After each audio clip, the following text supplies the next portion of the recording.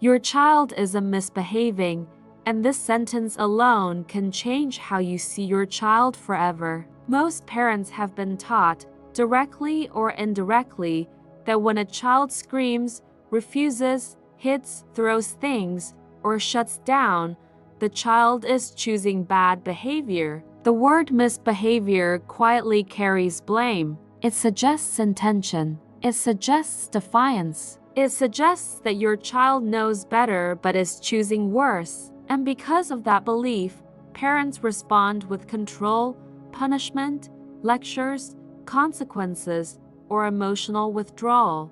Not because they are bad parents, but because they are trying to fix what they believe is a behavioral problem. But what if the problem was never behavior at all? What if what you are seeing is not a choice, not manipulation, not testing limits, but a nervous system that is overwhelmed and doing the only thing it knows how to do to survive that moment? When a young child loses control, their brain is not working the way an adult brain works. A child does not have a fully developed prefrontal cortex, the part of the brain responsible for impulse control, emotional regulation, reasoning, and decision-making. This part of the brain is still under construction well into the mid-20s. So when adults expect children to calmly regulate emotions they themselves struggle with, the expectation itself is unrealistic. In moments of big feelings, the thinking brain goes offline. The emotional and survival parts of the brain take over. This is not theory. This is how the human nervous system works. In those moments, your child is not capable of listening, reasoning, or learning a lesson. They are flooded. They are overwhelmed. They are asking for help in the only language their brain can access. Many parents notice that their child can behave beautifully in calm moments. They can say please, share, follow instructions, and show empathy. Then suddenly, during transitions, hunger, fatigue, overstimulation, or frustration, the same child becomes unrecognizable. This inconsistency confuses parents and strengthens the belief that the child could behave better if they wanted to. But this switch is actually evidence that behavior is state-dependent. When a child feels safe, regulated, and connected, their higher brain functions are available. When they feel threatened, misunderstood, rushed, or overwhelmed, their nervous system shifts into survival mode. In survival mode, behavior becomes communication. A tantrum and a meltdown may look similar on the outside, but internally they are very different experiences. A tantrum often happens when a child wants something and lacks the skills to handle disappointment. There is still some awareness of the environment. A meltdown happens when the nervous system is overloaded. The child is no longer in control. They are not trying to get something from you. They are trying to escape the intensity inside their body. Punishment may stop a tantrum temporarily, but it makes a meltdown worse. And when parents treat meltdowns like misbehavior, the child learns a dangerous lesson.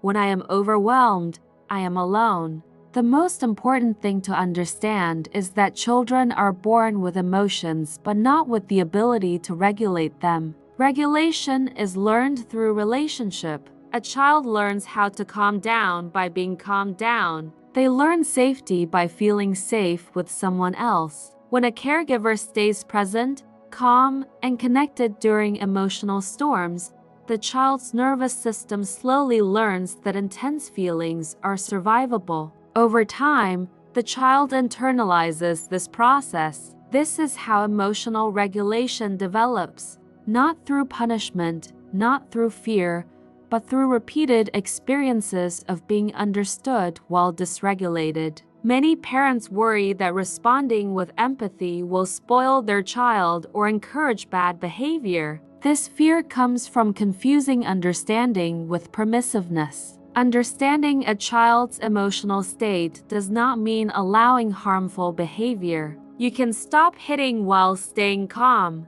You can hold boundaries without withdrawing connection. You can say no while still being emotionally available. The difference is not in the boundary itself, but in how it is delivered.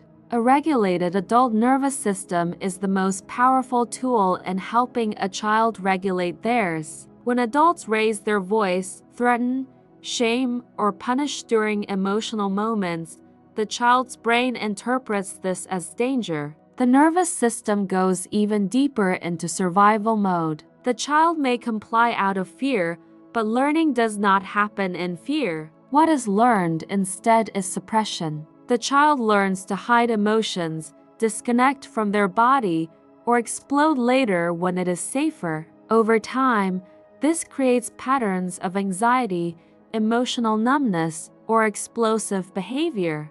Not because the child is broken, but because their nervous system adapted to survive an environment where emotions were unsafe. Children do not need to be taught how to behave while dysregulated. They need help returning to regulation. Once calm, the thinking brain comes back online. That is when teaching, reflection, and guidance can happen. Trying to teach in the middle of a meltdown is like trying to reason with someone who is drowning. The priority is safety, not lessons. Many parents feel triggered by their child's emotions because those emotions activate unresolved experiences from their own childhood. A child's scream can activate a parent's stress response without the parent realizing why. The urge to stop the behavior quickly often comes from discomfort, fear of judgment, or learned beliefs about obedience. This is not a failure,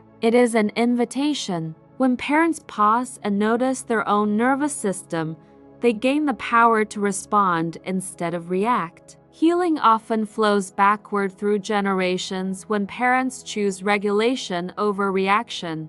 A child who feels emotionally safe does not become weak, they become resilient. Emotional safety builds a nervous system that can tolerate stress, recover from setbacks, and adapt to challenges. These children are not perfect. They still struggle, but they trust that their emotions are manageable and that connection is available when they need it. This trust becomes the foundation of confidence, empathy, and self-control later in life. When parents shift their perspective from "how do I stop this behavior" to "what is my child's nervous system experiencing right now," everything changes. Behavior becomes information. Emotions become signals. The child becomes a human in need of guidance, not correction. This does not make parenting easy. It makes it effective.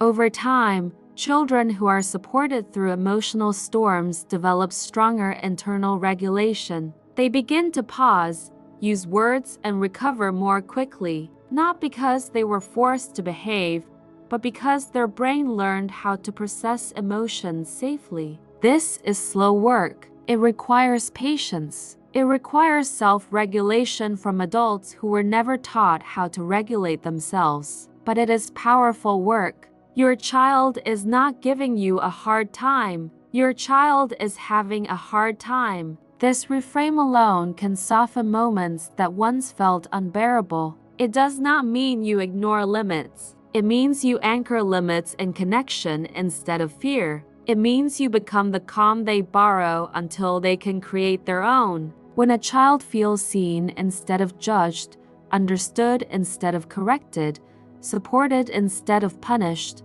something profound happens. Their nervous system relaxes, their brain integrates, their trust deepens, and behavior changes naturally, not because it was forced, but because safety allowed growth. If you remember only one thing, let it be this: your child's behavior is not a reflection of your failure or their defiance. It is a signal, and every signal is an opportunity to teach safety, connection, and regulation. You are not raising behavior. You are raising a nervous system, and how you respond in the hardest moments is shaping how your child will handle stress, relationships, and emotions for the rest of their life. One day, your child will face disappointment, rejection, fear, and frustration without you there to guide them. In those moments, they will not hear your lectures or remember your punishments. They will feel what they learned in your presence. They will feel whether emotions are dangerous or manageable.